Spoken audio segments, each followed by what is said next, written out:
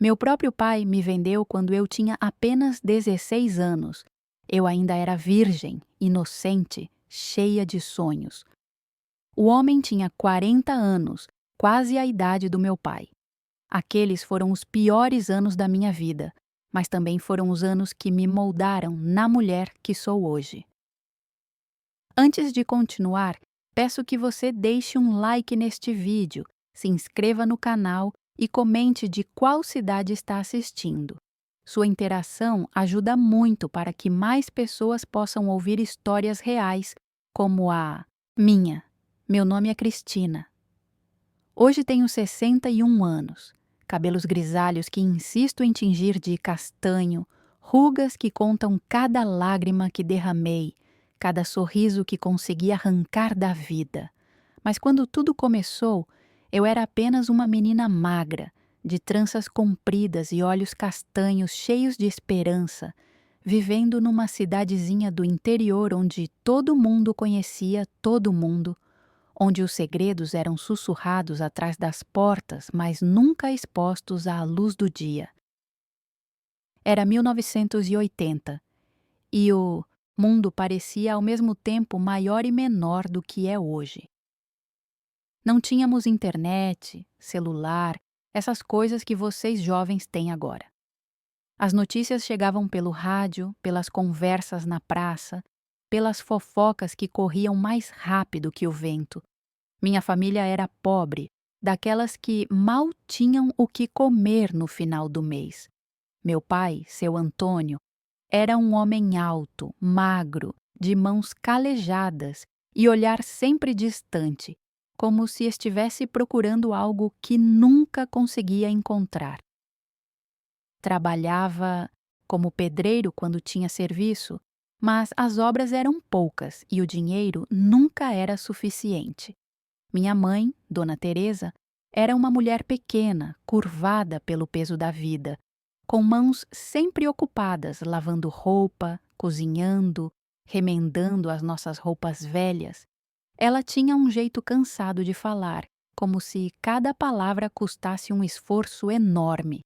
Seus olhos, que um dia devem ter sido bonitos, estavam sempre vermelhos, inchados.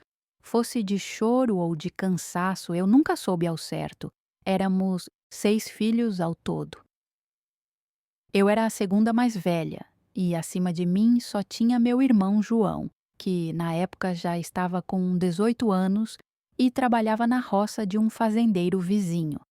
A gente morava numa casa de 3 cômodos na beira da estrada de terra que cortava a cidade. As paredes eram de tijolo à vista, o chão de cimento frio e rachado, o telhado de telha velha que pingava quando chovia forte.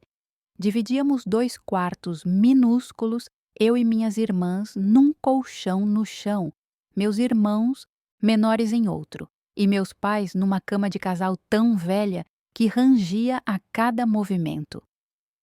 A cozinha era também a sala, com um fogão a lenha que enchia tudo de fumaça, uma mesa de madeira tosca e 4 cadeiras desemparelhadas. Eu lembro do cheiro daquela casa. Era um misto de fumaça de lenha, sabão de coco, terra molhada e pobreza. Sim, pobreza tem cheiro. É um cheiro de roupa guardada úmida, de comida requentada 3 vezes, de sabonete compartilhado até virar uma lasca fina, de remendos sobre remendos nas roupas. Mas era minha casa, e mesmo com toda a dificuldade, eu tinha minha mãe, meus irmãos, minha rotina. Meus dias eram simples. Acordava cedo, antes do sol nascer, para buscar água no poço que ficava a uns 200 metros de casa. Carregava 2 baldes pesados, um em cada mão, sentindo os braços arderem com o esforço. Depois ajudava minha mãe a fazer o café, aquele café ralo, aguado, adoçado com rapadura porque açúcar era luxo. Comíamos pão amanhecido, quando tinha, ou farinha com ovo quando as galinhas botavam.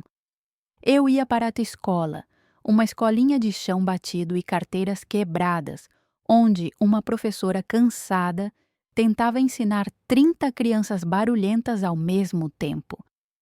Eu gostava de estudar, adorava ler, mesmo que os livros fossem poucos e velhos, com páginas amareladas e rasgadas. Sonhava em ser professora um dia, em usar vestidos bonitos, em ter uma casa com um piso de cerâmica e torneira com água encanada. Sonhos simples de menina, pobre. À tarde, voltava para casa e ajudava minha mãe com os afazeres. Lavava roupa no tanque, esfregando até os dedos ficarem vermelhos e doloridos. Varria o chão de cimento. Cuidava dos meus irmãos menores, a Joana, de 5 anos, o Pedro, de 3, e a pequena Ana, que ainda mamava no peito cansado da minha mãe. Eram crianças magrinhas, de barriga inchada de verme e joelhos ralados de tanto brincar no chão de terra. Meu pai chegava no final da tarde, quando tinha trabalhado, ou no meio do dia, quando não tinha. Nos dias sem trabalho, ele ficava sentado na soleira da porta, fumando cigarros de palha, olhando para o nada, o rosto fechado, os ombros curvados. Nesses dias, minha mãe ficava ainda mais quieta, se movendo pela casa como um fantasma, evitando fazer barulho, evitando irritá-lo. Porque meu pai, quando bebia, mudava. A cachaça barata que ele comprava no boteco do seu Manuel transformava aquele homem calado num monstro violento. Ele gritava, quebrava coisas, batia na minha mãe. Eu lembro de acordar no meio da noite com o barulho de louça quebrando, de gritos abafados, de choro contido. Lembro de tapar os ouvidos das minhas irmãs, de sussurrar que estava tudo bem, que logo passava, enquanto meu coração batia tão forte que eu achava que ia sair do peito. Mas havia dias bons também. Dias em que meu pai conseguia um bom serviço, voltava para casa com dinheiro no bolso e um sorriso no rosto. Nesses dias ele trazia pão fresco da padaria, às vezes até um pedaço de carne para minha mãe fazer um ensopado. Nesses dias ele me chamava de filhinha, passava a mão nos meus cabelos e dizia que eu era bonita, que ia crescer e arrumar um marido bom, um homem trabalhador que ia me dar uma vida melhor que aquela. Eu acreditava. Acreditava que um dia as coisas iam melhorar, que eu ia crescer, estudar, casar com um homem bom, ter minha própria casa, meus próprios filhos. Sonhava acordada enquanto estendia roupa no varal, imaginando vestidos bonitos, sapatos sem furos, uma mesa farta de comida. Foi num desses dias de sonho acordado que conheci o homem que mudaria minha vida para sempre. Era uma tarde quente de março, o sol estava forte, queimando a pele, e eu estava no quintal alimentando as galinhas quando vi um carro parar na frente da nossa casa. Era um carro preto, grande, reluzente, completamente fora de lugar naquela rua de terra e casas pobres. Um homem saiu do carro. Ele era alto, forte, de barriga proeminente, cabelos começando a ficar grisalhos nas têmporas. Usava calça social, camisa de manga curta que esticava sobre a barriga, sapatos de couro que levantavam poeira a cada passo. Tinha um relógio dourado no pulso, uma corrente grossa no pescoço. Parecia importante, parecia rico. Meu pai saiu de dentro de casa, o rosto mudando de expressão no instante em que viu o homem. Ficou nervoso, passou as mãos no cabelo, limpou as mãos sujas na calça velha. Eles se cumprimentaram com um aperto de mão e então começaram a conversar, vozes baixas, sérias. Eu não conseguia ouvir o que diziam dali de onde estava, mas via os gestos, via meu pai acenando com a cabeça, via o homem apontando para o carro, para a casa, para algum lugar distante. De repente, meu pai olhou na minha direção. Fez um gesto com a mão, me chamando. Meu coração deu um pulo. Larguei o resto do milho que estava jogando para as galinhas, limpei as mãos no vestido surrado e caminhei até eles, pisando com cuidado nos tocos de grama seca que machucavam os pés descalços. Cristina, meu pai disse quando cheguei perto, a voz estranha, diferente. Esse aqui é o senhor Roberto, um homem importante da cidade. Olhei para o homem. Ele me olhou de cima a baixo, lentamente, os olhos percorrendo meu corpo magro, de um jeito que me fez sentir nua, exposta. Sorriu, mostrando dentes amarelados. Bonita menina, ele disse, a voz grossa, arrastada. Quantos anos você tem, pequena? 16, eu respondi, baixinho, sem entender por que ele estava perguntando. Por que estava me olhando daquele jeito? 16, ele repetiu, como se saboreasse a palavra. Idade boa. Já tá mocinha. Meu pai deu uma risada nervosa, aquela risada que eu conhecia, a risada de quem está com medo, mas tenta disfarçar. É uma boa menina, senhor Roberto. Trabalhadora, obediente, sabe fazer tudo de casa. E é virgem. O senhor pode ter certeza disso. Senti meu rosto esquentar de vergonha. Por que meu pai estava falando aquilo? Por que estava me oferecendo como se eu fosse mercadoria? Olhei para ele, confusa, assustada, mas ele evitou meus olhos. O homem deu um passo mais perto e eu senti o cheiro dele, um misto de suor velho, colônia barata e cigarro.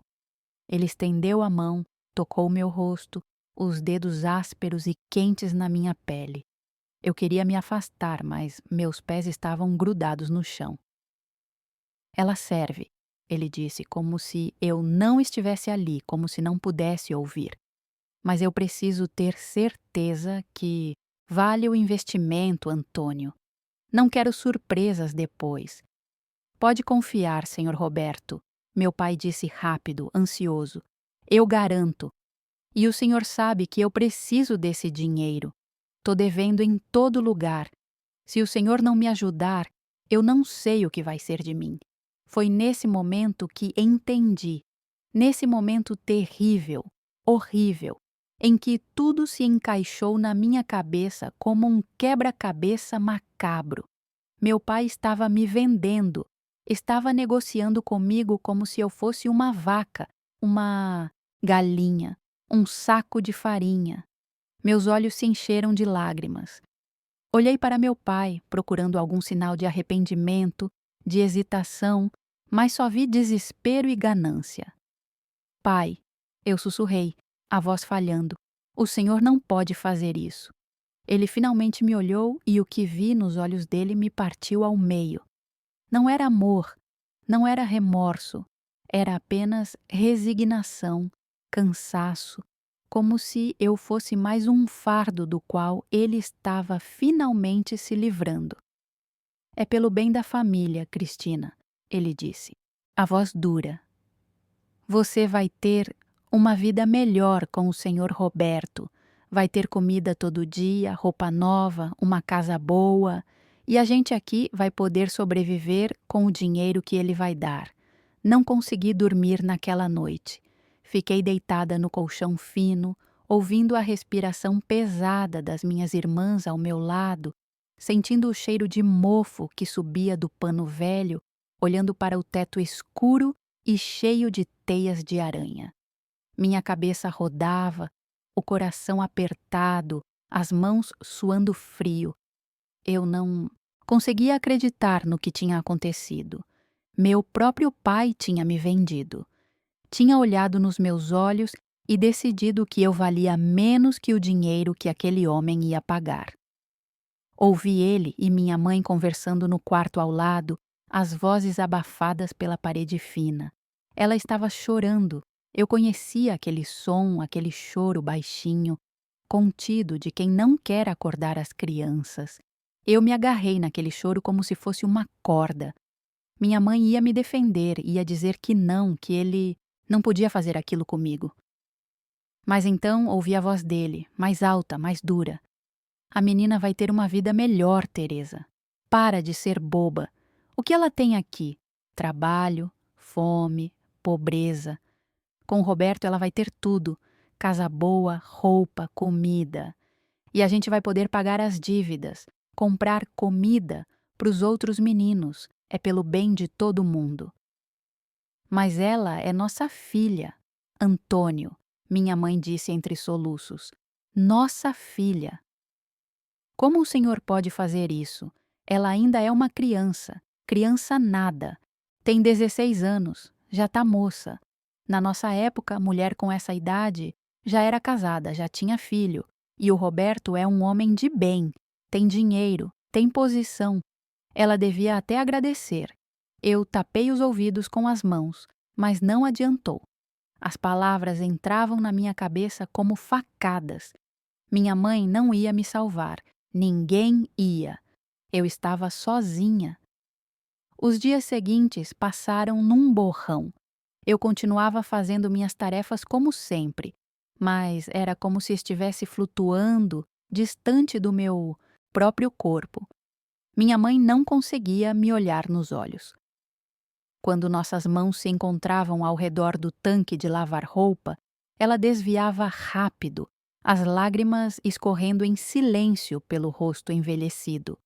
Meu pai agia como se nada tivesse acontecido, como se não tivesse acabado de vender a própria filha. Roberto voltou 3 dias depois. Dessa vez, entrou na casa, sentou-se à mesa da cozinha como se fosse o dono do lugar. Trazia uma sacola de papel com pães, bolachas, refrigerante. Meus irmãos menores olhavam para aquelas coisas com os olhos arregalados, a boca molhada de desejo. Ele sorriu, passou a mão gordinha na cabeça da Joana. Podem comer, pequenos. É tudo para vocês. Eles se jogaram na comida como animaizinhos famintos. Eu fiquei parada no canto da cozinha, os braços cruzados sobre o peito, tentando me fazer pequena, invisível. Mas Roberto me viu. Sempre me via. Cristina, ele chamou, acenando com a mão. Vem cá, quero conversar com você. Meu pai fez um gesto com a cabeça, me mandando obedecer. Caminhei até a mesa com as pernas bambas, sentei na cadeira de madeira dura, as mãos tremendo no colo. Roberto me olhou com aquele sorriso que não chegava aos olhos. Seu pai me contou que você é uma menina estudiosa, ele disse, a voz melosa. Gosta de ler, de aprender. Isso é bom. Eu gosto de mulher inteligente. Fica mais interessante. Eu não disse nada. Não conseguia. A garganta estava fechada, seca. Olha aqui, Cristina, ele continuou, inclinando-se para a frente, o hálito de café e cigarro atingindo meu rosto. Eu sei que você deve estar assustada, confusa, mas não precisa. Eu não sou um homem ruim. Vou cuidar de você. Você vai ter tudo o que sempre quis. Casa bonita, comida boa, roupa nova. Vai poder até continuar estudando se quiser. Ele estendeu a mão sobre a mesa, tocou a minha. Os dedos dele eram grossos, quentes, pesados. Tudo o que eu peço em troca é que você seja uma boa menina. Obediente, carinhosa. Você consegue fazer isso para mim, não consegue? Senti a bile subir pela garganta. Queria gritar, queria correr, queria desaparecer. Mas só conseguia acenar com a cabeça, fraca, derrotada. Ótimo, ele disse, apertando minha mão. Então, semana que vem, você vem morar comigo. Vou mandar arrumar um quarto bonito para você. Vai ver como vai ser bom. Quando ele saiu, deixou um envelope grosso sobre a mesa. Meu pai pegou com mãos trêmulas, abriu, contou o dinheiro. Eram muitas notas, mais dinheiro do que eu tinha visto na vida inteira. Ele sorriu, pela primeira vez em meses, realmente sorriu, e guardou o envelope no bolso. Tá vendo, Teresa? Ele disse para minha mãe. Isso aqui vai salvar a gente. A Cristina vai ficar bem e a gente vai poder dar de comer para os outros. Minha mãe não respondeu. Ela apenas se virou para o fogão, os ombros tremendo. A semana passou rápido demais. Cada dia que passava era um dia a menos de liberdade, um dia a menos de ser apenas Cristina, a menina pobre, mas livre. Eu tentei fugir uma vez. Era de madrugada, todo mundo dormindo. Juntei minhas poucas roupas num saco de pano velho, amarrei meus sapatos furados nos pés e saí pela porta da cozinha pisando devagar para não fazer barulho. O ar da noite estava frio. A lua minguante mal iluminava a estrada de terra. Eu não sabia para onde ir, mas não importava. Qualquer lugar era melhor que ali. Comecei a caminhar rápido, o coração batendo forte, os olhos atentos a qualquer movimento nas sombras. Não cheguei nem no final da rua. Meu pai apareceu atrás de mim, a respiração pesada, o rosto vermelho de raiva. Me agarrou pelo braço com força, me puxou de volta para casa. E ali, na frente da minha mãe, dos meus irmãos acordados pelos gritos, ele me bateu. Bateu com o cinto, com a mão aberta. Bateu até eu não conseguir mais ficar em pé. Você não vai envergonhar essa família, ele gritava entre os golpes. Você não vai jogar fora a chance de ter uma vida melhor. Você vai fazer o que eu mandei, entendeu? Entendeu? Eu entendi. Entendi que não havia saída. Que eu era propriedade, mercadoria, objeto. Que minha vontade não importava. No dia marcado, Roberto chegou de manhã cedo. Trazia um vestido novo para mim, azul com florzinhas brancas, tecido limpo e cheiroso. Tinha até um sapato de plástico brilhante, sem furos. Minha mãe me ajudou a vestir, os dedos tremendo enquanto abotoava o vestido. Ela penteou meus cabelos compridos, fez 2 tranças apertadas e... Então me abraçou, forte, desesperada. Me perdoa, filha. Ela sussurrou no meu ouvido, a voz quebrada. Me perdoa por não conseguir te proteger. Me perdoa por ser fraca demais. Eu não respondi, não tinha o que dizer. Ela tinha escolhido meu pai, tinha escolhido os outros filhos, tinha escolhido a sobrevivência. Eu não podia culpá-la, mas também não podia perdoá-la. Entrei no carro de Roberto com a pequena mala de papelão que minha mãe tinha arrumado com minhas roupas velhas. O banco era macio, cheiroso, tão diferente de tudo que eu conhecia. Roberto ligou o motor e o carro começou a andar, levantando poeira, se afastando daquela casa miserável. Olhei pela janela de trás e vi minha família parada na porta. Minha mãe com a mão sobre a boca, chorando. Meu pai com os braços cruzados, o rosto fechado. Meus irmãos acenando, sem entender o que estava acontecendo. Aquela foi a última vez que os vi todos juntos. A casa de Roberto ficava do outro lado da cidade, numa rua asfaltada com árvores grandes e casas de portão alto. Era uma casa de verdade, com 2 andares, janelas de vidro, portão de ferro pintado de verde. O jardim tinha grama aparada, flores coloridas, uma mangueira grossa enrolada num suporte. Parecia um palácio para mim. Ele estacionou o carro na garagem coberta, desligou o motor e se virou para mim. O sorriso tinha sumido. No lugar, havia uma expressão que eu não conseguia decifrar. Algo entre desejo e posse. Bem-vinda à sua nova casa, Cristina. Agora você é minha. Descemos do carro e ele me levou para dentro. A casa era fresca, escura, com cheiro de cera de móvel e flores. O chão era de cerâmica brilhante, tão limpa que eu conseguia ver meu reflexo. Havia sofás grandes, uma televisão enorme, quadros nas paredes, cortinas pesadas nas janelas. Uma mulher apareceu da cozinha. Era magra, de meia idade, cabelos presos num coque apertado, avental branco amarrado na cintura. Ela me olhou de cima a baixo, o rosto sem expressão. Essa é a Lourdes, Roberto disse. Ela cuida da casa. Lourdes, essa aqui é a Cristina, Mostre o quarto dela. Lourdes acenou com a cabeça e começou a subir a escada de madeira. Eu a segui, segurando firme na mala de papelão, os olhos tentando absorver tudo. Nunca tinha estado num lugar assim. Parecia um sonho, mas um sonho que estava rapidamente se transformando em pesadelo. O quarto que ela me mostrou ficava no final do corredor do segundo andar. Era pequeno, mas limpo, com uma cama de solteiro coberta com lençóis brancos, um guarda-roupa de madeira escura, uma janela com cortina de renda que dava para o quintal. Havia até uma mesinha com uma cadeira, e sobre a mesa alguns livros velhos. Aqui é seu quarto, Lourdes disse, a voz neutra. O banheiro é ali no corredor. Você come na cozinha comigo. E quando meio o senhor Roberto chamar você, você vai. Entendeu? Entendi, eu sussurrei. Ela saiu sem dizer mais nada, fechando a porta atrás de si.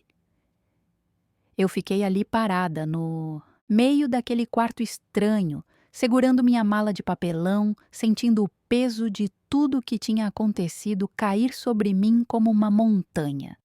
Sentei na cama, afundei no colchão macio e comecei a chorar. Chorei baixinho, com a mão sobre a boca para abafar os soluços. Chorei até não ter mais lágrimas, até meu corpo doer, até sentir que tinha secado por dentro. A noite chegou. Lourdes me chamou para jantar. Era comida de verdade, arroz soltinho, feijão temperado, frango assado, salada.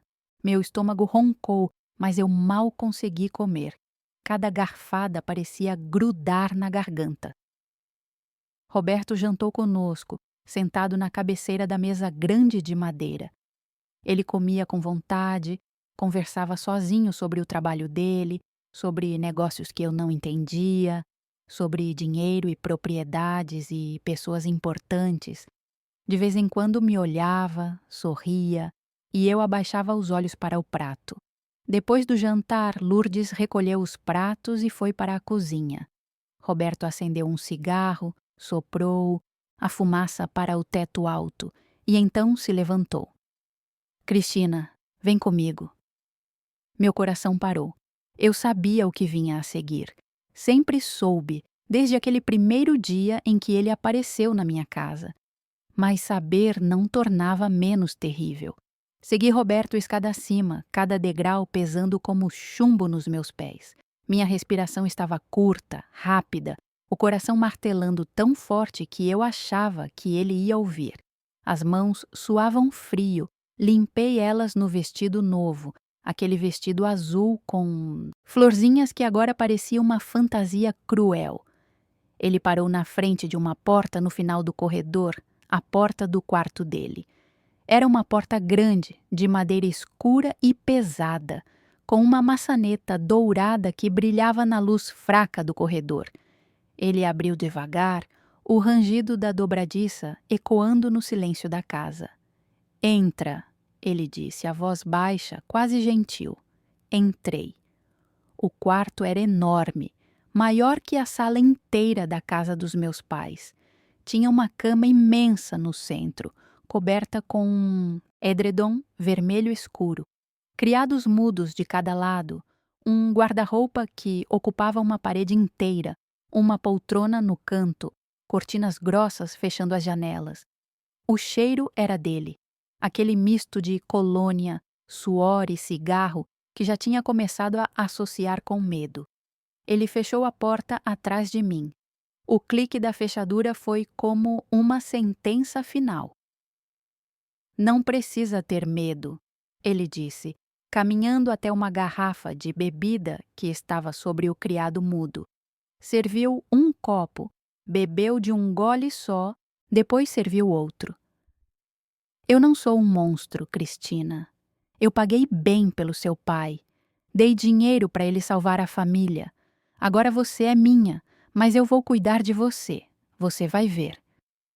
Ele se aproximou, colocou a mão no meu rosto, os dedos grossos acariciando minha bochecha. Eu fechei os olhos tentando me desconectar, tentando ir para algum lugar distante na minha cabeça. Você é bonita, sabe? Ainda meio magrinha, mas bonita. E virgem. Seu pai garantiu. Isso é raro hoje em dia. Vale cada centavo que paguei. Suas mãos desceram para meus ombros, começaram a desabotoar o vestido. Eu tremia, o corpo inteiro sacudindo como se estivesse com febre. Queria gritar, queria correr, queria desaparecer, mas não fiz nada. Fiquei ali, paralisada, enquanto ele tirava meu vestido, me deixando apenas de calcinha e sutiã velho e remendado. Ele riu ao ver minha roupa íntima. Isso aqui a gente joga fora. Amanhã compro coisa bonita para você. Coisa de mulher de verdade. O que aconteceu? Naquela noite eu não vou descrever em detalhes. Algumas coisas são pesadas demais para colocar em palavras. Basta dizer que doeu. Doeu no corpo e doeu na alma. Doeu de um jeito que eu não sabia que era possível doer. Eu sangrei, chorei, implorei para ele parar, mas ele não parou. Continuou até satisfazer sua vontade, até usar meu corpo do jeito que quis, até deixar marcas que levariam semanas para sumir da minha pele e anos para sumir da minha mente. Quando terminou, ele rolou para o lado, acendeu um cigarro e disse, quase carinhoso, quase terno: "Você se acostuma. Com o tempo fica até bom. Você vai ver." Eu fiquei deitada ali, olhando para o teto escuro, sentindo a dor latejante entre as pernas, sentindo a umidade pegajosa nas coxas, sentindo minha infância, minha inocência, minha humanidade escorrendo para fora de mim junto com o sangue. Quando ele dormiu, levantei devagar, peguei minha roupa do chão e fui para o banheiro. Tranquei a porta, liguei o chuveiro e entrei debaixo da água fria. Esfreguei minha pele com força, tentando tirar o cheiro dele, a sensação dele, a lembrança dele. Esfregei até minha pele ficar vermelha e dolorida, mas não adiantava. Nada adiantava. Voltei para o meu quarto, vesti uma camisola velha que tinha trazido de casa e me enfiei debaixo dos lençóis. Não dormi. Fiquei ali a noite inteira, de olhos abertos, ouvindo os sons da casa, os grilos lá fora, o barulho distante de um cachorro latindo. A vida na casa de Roberto se estabeleceu numa rotina terrível. De dia, eu era quase livre. Lourdes me ensinou a cuidar da casa, a cozinhar pratos mais elaborados, a lavar e passar as roupas dele com cuidado. Ela não era cruel, mas também não era gentil. Era apenas indiferente, como se eu fosse mais um móvel da casa, mais uma obrigação no seu dia de trabalho. Eu tentava manter alguma dignidade. Acordava cedo, tomava banho, arrumava meu cabelo, usava os vestidos novos que Roberto comprava, os sapatos, bonitos, a roupa íntima de renda que ele fazia questão de escolher. Por fora eu parecia uma boneca bem vestida. Por dentro estava morrendo aos poucos. As noites eram o pior. Não todas, mas a maioria.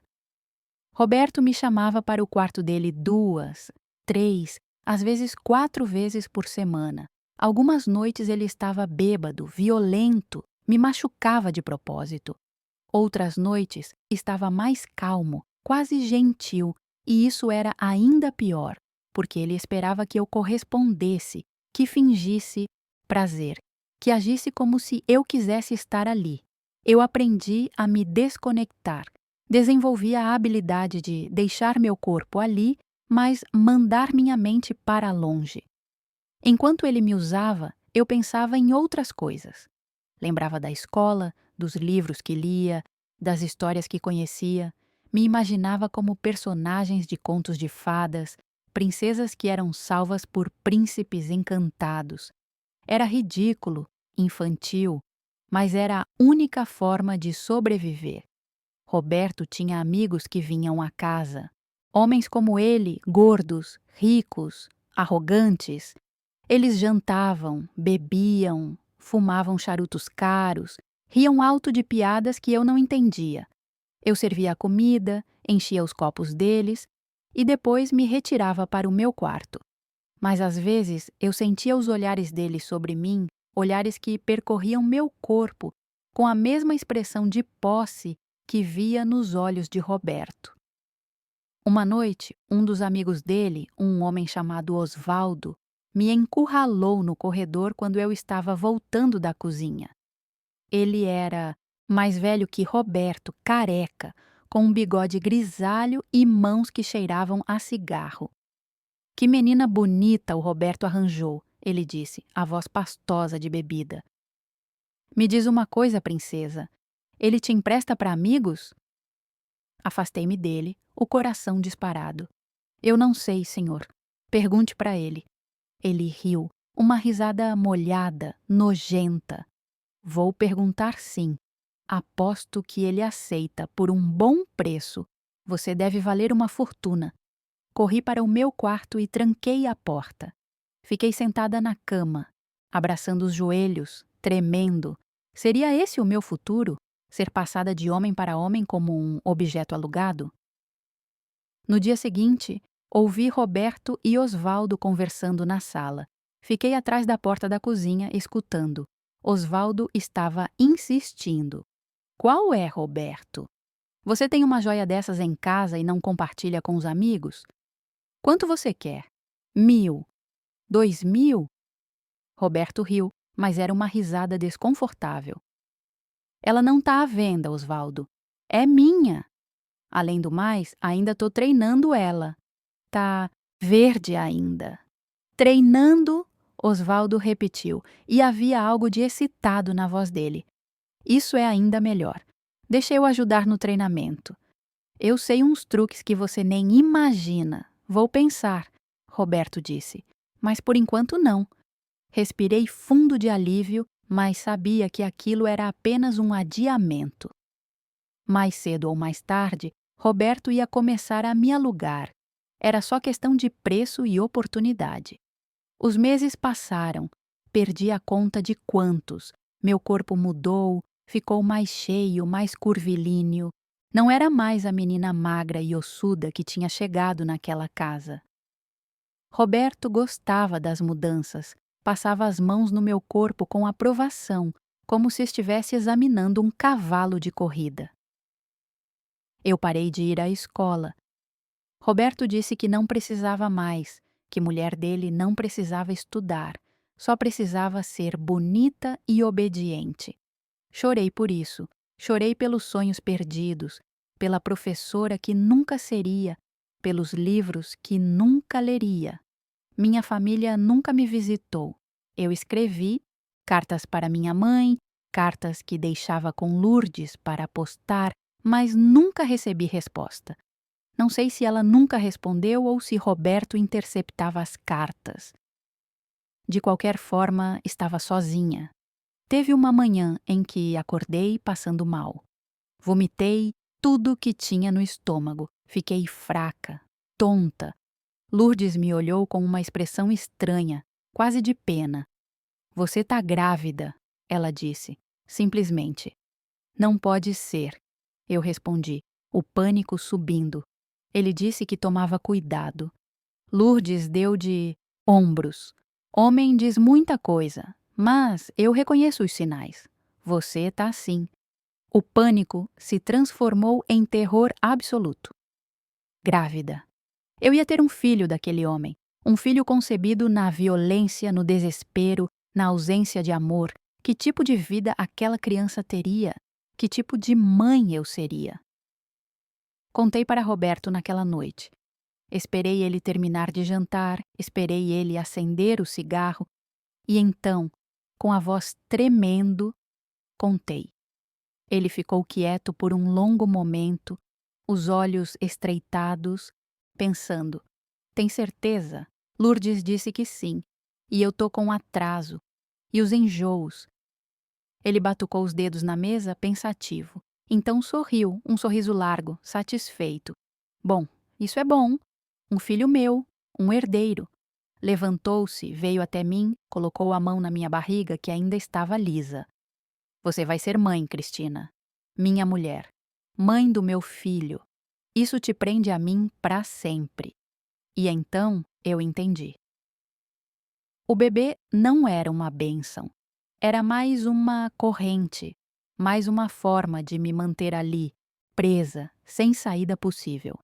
Faça o capítulo 4 com 1.500 palavras. A gravidez mudou tudo e, ao mesmo tempo, não mudou nada. Roberto ficou mais possessivo, mais controlador. Me proibiu de sair da casa, disse que era para proteger o bebê, mas eu sabia que era para me manter prisioneira. Lourdes passou a me vigiar mais de perto, relatando cada movimento meu, cada palavra, cada suspiro. Minha barriga crescia devagar. Nos primeiros meses quase não aparecia. Eu olhava no espelho e via a mesma menina magra de sempre, só que com olheiras mais fundas e uma tristeza no olhar que não conseguia esconder. Mas com o tempo, a barriga foi ficando evidente, redonda, dura. Tinha algo crescendo dentro de mim, algo que era metade meu e metade dele. Eu não sabia o que sentir. Às vezes, deitada na cama, à noite, colocava a mão na barriga e sentia os movimentos do bebê. Eram toques leves no começo, como borboletas batendo asas. Depois ficaram mais fortes, chutes, socos, o bebê se revirando. Lá dentro, nesses momentos, eu sentia algo que podia ser amor ou podia ser apenas instinto maternal. Queria proteger aquela criança, queria que ela não sofresse como eu estava sofrendo. Mas outras vezes eu olhava para a barriga e sentia raiva. Raiva do bebê que me prendia ali para sempre. Raiva de Roberto que tinha me engravidado. Raiva de mim mesma por não ter conseguido fugir antes que fosse tarde demais. Pensava em coisas terríveis, coisas que me envergonhavam depois. Pensava em escadas, em quedas, em chás de ervas que as mulheres antigas usavam para se livrar de gravidezes indesejadas. Nunca fiz nada disso. Não pela moral, não por medo do inferno, mas porque, no fundo, eu sabia que aquele bebê era inocente, era vítima como eu. E talvez, só talvez, aquele bebê seria a única coisa boa que sairia daquele pesadelo todo. Roberto ficou mais gentil durante a gravidez. Parou de me chamar para o quarto dele todas as noites, parou de me machucar de propósito, trazia presentes, roupas para o bebê, brinquedos caros, um berço de madeira entalhada que custou uma fortuna. Agia como se fosse um marido dedicado, um futuro pai amoroso. Era tudo mentira, claro. Mas era uma mentira que me dava um pouco de descanso. Um dia, ele chegou em casa com um envelope grande, sentou-se ao meu lado no sofá, abriu o envelope e tirou vários papéis de dentro. "Olha isso aqui", ele disse, mostrando os documentos. "É a escritura de uma casa para a gente, para você, para mim, para nosso filho. Uma casa de verdade, com quintal, garagem, 3 quartos. Comprei hoje. Olhei para os papéis sem entender direito. A gente não mora aqui? Moramos, mas essa casa é alugada. A nova é nossa, comprada e paga. Vamos nos mudar mês que vem, antes do bebê nascer. Vou até fazer os papéis certinho, você vai ver. A gente se casa, eu te registro como minha esposa, o bebê nasce com meu nome. Tudo legal, tudo bonito. Casar. A palavra ecoou na minha cabeça como um sino, fúnebre. Eu seria a esposa dele oficialmente, ligada a ele não só pela criança, mas também por papéis, por leis, por um sistema que dificilmente me libertaria. "Eu não quero casar", eu disse, a voz fraca. O rosto dele escureceu. "Não quero, não é opção, Cristina. Você carrega meu filho. Vai ser minha mulher, vai ter meu sobrenome, e vai me obedecer como uma esposa obedece o marido. Entendeu? Engoli em seco e assenti. Não tinha escolha. Nunca tive. O casamento foi numa tarde de quinta-feira, no cartório, sem festa, sem convidados, sem alegria. Eu estava com 7 meses de gravidez, a barriga enorme dentro de um vestido branco simples que Roberto comprou. Lourdes foi testemunha, junto com um amigo dele que eu nunca tinha visto antes. Assinei os papéis com a mão tremendo e pronto. Virei Cristina da Silva Santos, esposa de Roberto da Silva Santos. Depois do casamento, nos mudamos para a casa nova. Era realmente bonita, num bairro melhor, com rua asfaltada e vizinhos que tinham carros na garagem. A casa tinha sala, cozinha, 3 quartos, 2 banheiros, um quintal pequeno com uma mangueira que dava frutos no verão. Em outras circunstâncias, eu teria achado aquilo um sonho, mas para mim era apenas uma prisão mais bonita. Roberto mandou decorar o quarto do bebê, paredes azuis porque ele tinha certeza que seria menino, prateleiras com ursinhos de pelúcia, um mobile musical que tocava canções de ninar, cortinas com desenhos de aviões e carrinhos. Tudo perfeito, tudo impecável, tudo falso. Lourdes não veio conosco para a casa nova. Roberto disse que não precisávamos mais dela, que eu era a dona da casa agora e tinha que aprender a cuidar de tudo sozinha. Fiquei feliz por ela ter ido embora, mas também fiquei assustada. Sozinha com Roberto o tempo todo, sem nem mesmo a presença indiferente de Lourdes para me proteger. Os últimos meses de gravidez foram difíceis. Meu corpo doía, minhas costas latejavam, meus pés inchavam, tanto que mal cabia nos sapatos. Eu passava os dias limpando a casa, cozinhando, esperando o bebê nascer, esperando minha vida mudar de novo, esperando não sei bem o quê. Roberto tinha voltado a me procurar à noite. Dizia que grávida eu ficava mais bonita, mais desejável. Eu deixava ele fazer o que queria, já nem tentava resistir mais. Era mais fácil assim, mais rápido. Fechava os olhos e esperava passar. Comecei a ter sonhos estranhos. Sonhava que dava à luz um monstro, uma criatura deformada e assustadora que gritava com a voz de Roberto. Acordava suada, o coração disparado, a mão na barriga para sentir o bebê se mexendo, para me lembrar que era só um sonho. Outras vezes sonhava que fugia, que pegava o bebê e corria para longe, atravessava campos e montanhas até chegar num lugar onde Roberto nunca poderia me encontrar. Nesses sonhos eu era livre, feliz, viva. Mas então acordava e via as paredes do quarto, ouvia a respiração pesada dele ao meu lado e entendia que aquilo era o sonho e isso era a realidade. Um dia recebi uma carta. Era de minha mãe, a primeira depois de mais de 1 ano. Lourdes tinha conseguido o endereço novo e mandou para ela. Abri com as mãos tremendo. A letra era trêmula, torta, cheia de erros de ortografia. Minha mãe mal sabia escrever. Tinha estudado apenas 2 anos na infância. Minha filha querida, a carta começava. Espero que esteja bem. Seu pai me contou que está casada e esperando bebê. Estou feliz por você, filha. Sua vida melhorou. Aqui está tudo difícil. Seu pai perdeu o emprego de novo. João está doente. Precisa de remédio caro. Se puder mandar dinheiro, seria uma bênção. Sinto sua falta todo dia. Sua mãe que te ama. Amassou a carta com força, as lágrimas escorrendo pelo rosto. Minha vida tinha melhorado? Ela realmente acreditava nisso? Ou era só uma forma de se convencer que tinha feito a coisa certa, que tinha me deixado ser vendida por um motivo nobre? E ainda tinha coragem de pedir dinheiro, como se eu tivesse dinheiro, como se eu tivesse qualquer coisa que fosse meu.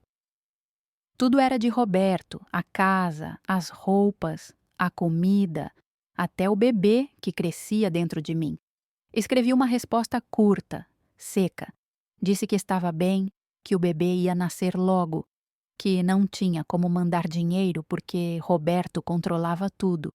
Não disse que sofria, não disse que queria voltar para casa, não disse que pensava em morrer quase todo dia. Que diferença faria? As dores do parto começaram numa madrugada de setembro. Acordei molhada, a água tinha estourado, encharcando o lençol. As contrações vieram logo depois, ondas de dor que cortavam meu corpo ao meio. Roberto acordou assustado, meio perdido. Não era o homem controlador de sempre. Era quase um menino, nervoso, sem saber o que fazer. "Vou te levar para o hospital", ele disse, ajudando-me a levantar. O parto durou 12 horas. 12 horas de dor indescritível, de gritos abafados, de enfermeiras me dizendo para fazer força, para empurrar, para respirar. Roberto ficou na sala de espera, fumando cigarro atrás de cigarro. Nem quis entrar na sala de parto, disse que não era lugar para homem. Quando o bebê finalmente nasceu, quando ouvi aquele primeiro choro estridente, senti algo dentro de mim se quebrar e se reconstruir ao mesmo tempo. A enfermeira limpou o bebê, pesou, mediu e então o colocou nos meus braços. Era um menino, pequeno, vermelho, com uma cabeça cheia de cabelo preto e olhos apertados. Ele parou de chorar quando sentiu meu calor, se aninhou contra meu peito, procurando. Olhei para aquele rostinho e senti algo que nunca tinha sentido antes. Amor. Amor puro, incondicional, devastador. Aquele era meu filho. Tinha vindo de mim, tinha crescido dentro de mim, era parte de mim. E naquele momento eu jurei para mim mesma que ia protegê-lo, acontecesse o que acontecesse. Roberto entrou na sala, se aproximou da cama, olhou para o bebê. "É perfeito", ele disse, a voz estranhamente emocionada. "Meu filho, meu herdeiro." Estendeu a mão, tocou a cabecinha do bebê com uma delicadeza que eu não sabia que ele possuía. "Como vai chamar?" Não tinha pensado nisso. Não tinha tido coragem de pensar em nomes, como se dar nome ao bebê fosse torná-lo real demais, vulnerável demais. "Miguel", eu disse sem saber de onde veio aquele nome. "Quero chamar ele de Miguel." Roberto pensou por um momento, depois assentiu. "Miguel da Silva Santos. Tem um bom som, tá decidido." Então, segurou minha mão, apertou com força. "Você deu um filho para mim, Cristina. Agora você realmente é minha, para sempre."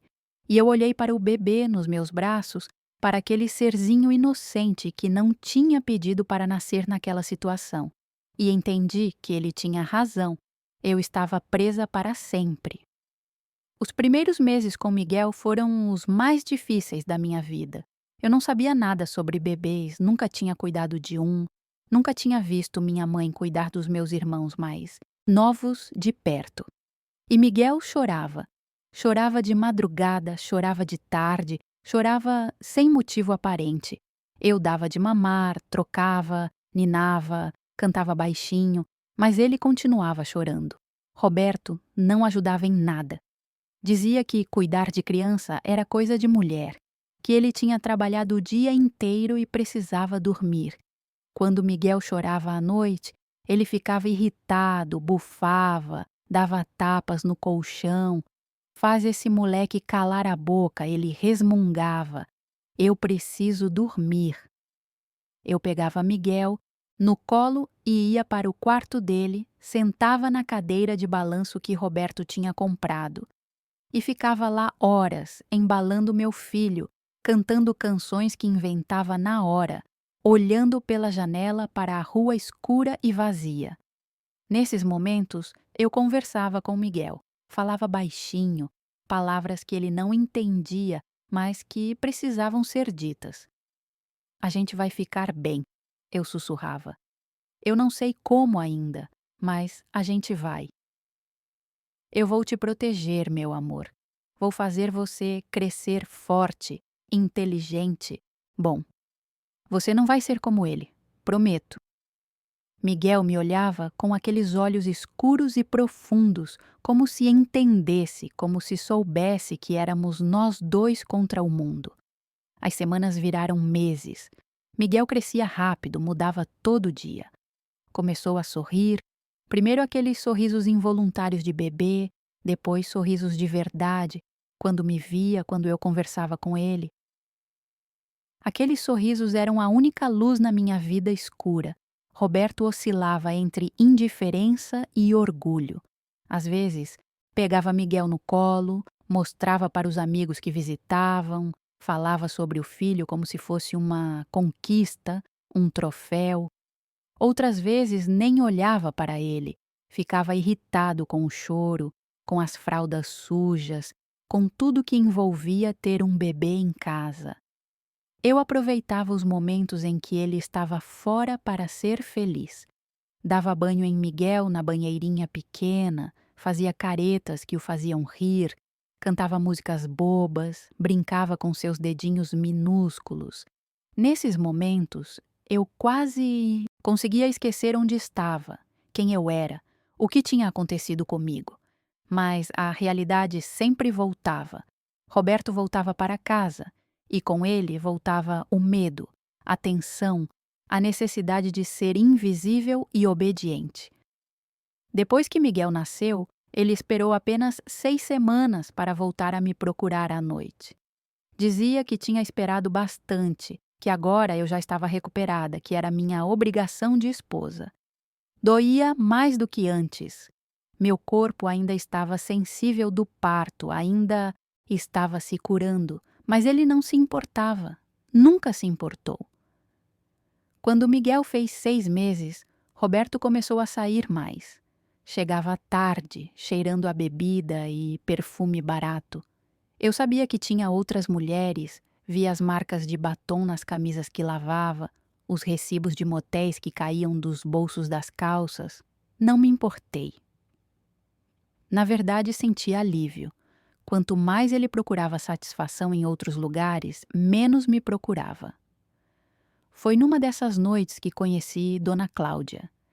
Ela morava 3 casas adiante. Era uma senhora de uns 60 anos, magra, com cabelo branco sempre preso num coque, mãos ásperas de quem trabalhou a vida inteira. Bati na porta dela numa tarde em que Miguel estava com febre e eu não sabia o que fazer. Ela abriu a porta, olhou para mim e para o bebê no meu colo e, sem fazer perguntas, me puxou para dentro. "Deixa eu ver esse menino", ela disse, tocando a testa de Miguel. "Tá quente mesmo. Vamos dar um banho morno nele, baixar essa febre. Você tem remédio em casa?" "Não sei. Roberto é quem compra essas coisas." Ela fez uma careta. "Roberto, aquele homem gordo que mora na sua casa?" "É meu marido", eu disse baixinho. Ela me olhou por um longo momento, os olhos penetrantes vendo coisas que eu tentava esconder.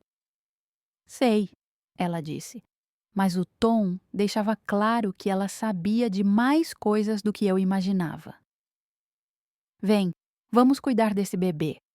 Ela preparou um banho morno, me ensinou como dar, me mostrou como fazer compressa na testa dele. Depois fez um chá de ervas para mim, me obrigou a sentar e beber enquanto ela segurava Miguel. "Você parece cansada, menina. Não tem ninguém para te ajudar?" "Não, só eu. E sua família?" "Moram longe.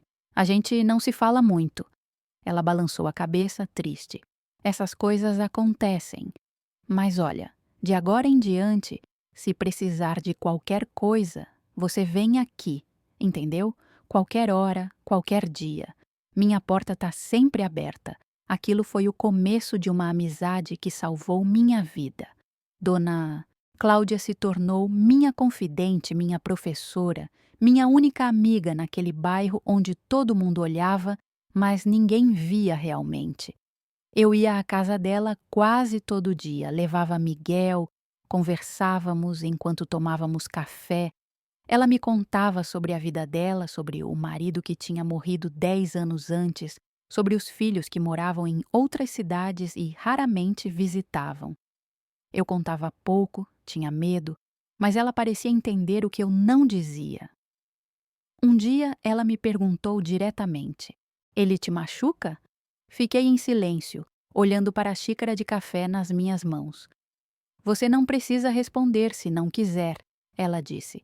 Mas eu já vi muita coisa na vida, menina. Eu sei quando uma mulher sofre. Tem nos olhos, no jeito de andar, no jeito de falar baixo, como se tivesse medo de incomodar. As lágrimas começaram a cair, silenciosas, molhando meu rosto. Ele me comprou, eu disse, a voz quebrada. Meu pai me vendeu para ele quando eu tinha 16 anos. Eu não quis casar, não quis ter filho, não quis nada disso. Mas não tive escolha. Dona Cláudia colocou a mão sobre a minha, apertou com força. Eu sei, filha, eu sei. Essas coisas acontecem mais do que as pessoas imaginam. Meninas pobres, famílias desesperadas, homens com dinheiro que acham que podem comprar tudo, até gente. O que eu faço? Eu perguntei, desesperada. Eu não aguento mais, mas tenho Miguel, não posso deixar meu filho. E não vai deixar, a gente vai pensar num jeito. Mas tem que ser devagar, com cuidado. Homem como esse não larga o que acha que é dele. Ela começou a me ajudar de maneiras pequenas, mas importantes. Me dava dinheiro às vezes, dizia que era emprestado, mas eu sabia que não esperava de volta. Me ensinou a guardar coisas, a ter um esconderijo. Me deu uma bolsa velha, onde comecei a juntar documentos, roupas para Miguel, algumas fotos. Você vai precisar disso um dia, ela dizia. Quando a hora chegar, você tem que estar pronta. Roberto não gostava que eu visitasse Dona Cláudia. Dizia que eu não precisava de amigas, que meu lugar era em casa, cuidando dele e do filho, mas eu continuava indo, esperava ele sair e ia para a casa dela. Ficava algumas horas, voltava antes dele chegar. Quando Miguel fez 1 ano, Roberto começou a ficar mais violento. As coisas não estavam indo bem no trabalho dele, estava perdendo dinheiro, ficando estressado. E quando ficava estressado, descontava em mim. Começou com empurrões, tapas leves que ele chamava de brincadeira. Depois foram tapas mais fortes, murros, chutes. Ele nunca batia no rosto. Era esperto demais para isso. Batia nas costas, na barriga, nos braços, lugares que podiam ser cobertos com roupa. Eu apanhava em silêncio. Aprendia a não chorar na frente dele porque isso só piorava. Esperava ele sair, então ia para o banheiro, tirava a roupa, olhava as marcas roxas no espelho. Cada marca era uma humilhação, cada hematoma, uma lembrança da minha impotência. Mas eu aguentava. Aguentava por Miguel. Ele estava crescendo, começando a engatinhar, a balbuciar palavras. Mamãe foi a primeira palavra dele, e quando a ouvi, chorei de alegria e tristeza. Alegria porque ele me amava. Tristeza porque ele merecia uma mãe melhor, uma vida melhor. Dona Cláudia viu as marcas um dia.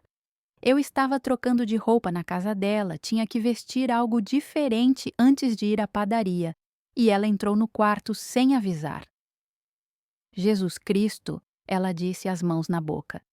O que ele fez com você? Tentei ir cobrir o corpo, mas era tarde. Não é nada. Eu caí. Não me vem com essa história. Ninguém cai e fica com marcas desse jeito. Ela se aproximou, tocou delicadamente um dos hematomas no meu braço, fiz uma careta de dor. Isso não pode continuar, Cristina. Ele vai te matar. Ou pior, um dia o Miguel vai ver, vai crescer achando que isso é normal. Que homem pode bater em mulher? Aquilo me atingiu como um soco. Miguel. Eu não tinha pensado nisso. E se ele crescesse vendo o pai me bater? E se ele aprendesse que aquilo era aceitável? E se ele se tornasse como Roberto?